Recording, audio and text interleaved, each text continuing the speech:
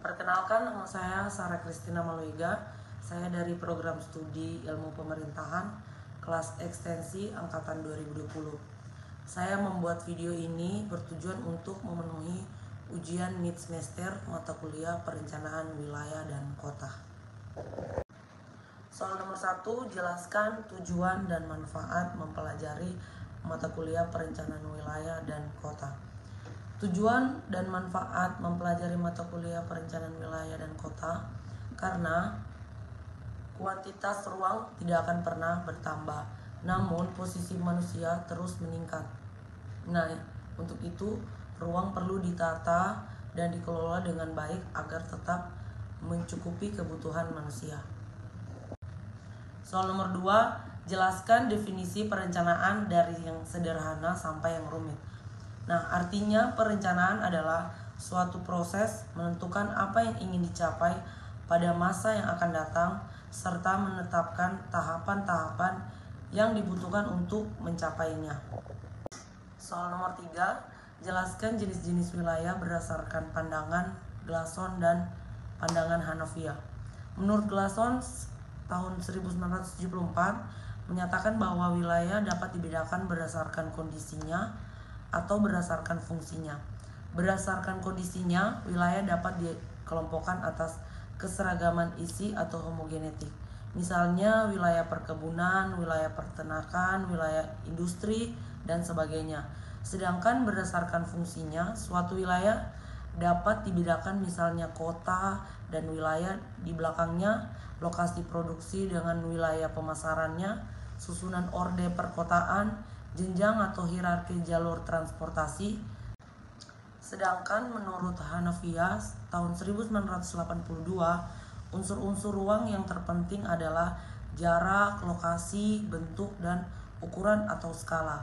Artinya pada setiap wilayah harus memiliki keempat unsur tersebut. Unsur-unsur tersebut secara bersama-sama membentuk atau menyusun suatu unit ruang yang disebut wilayah yang dapat dibedakan dari wilayah lainnya.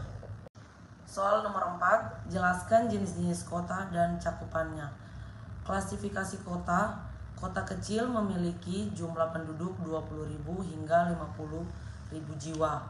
Sedangkan kota sedang memiliki jumlah penduduk 50.000 sampai 100.000 jiwa. Kota besar memiliki jumlah penduduk 100.000 sampai 1 juta jiwa. Kota metropolitan memiliki jumlah penduduk 1 sampai 5 juta jiwa. Klasifikasi kota berdasarkan tahapan perkembangannya. Eopolis, wilayah yang baru berkembang menjadi kota baru. Yang pertama, polis, kota yang masih agraris. Yang kedua, metropolis, kota yang perekonomiannya bergeser ke industri. Megapolis, wilayah yang terdiri dari beberapa metropolis yang berdekatan sehingga menjadi satu wilayah perkotaan yang besar. Soal nomor 5, jelaskan pendapat masing-masing terkait kota saudara berdomisili berdasarkan teori perencanaan dunia.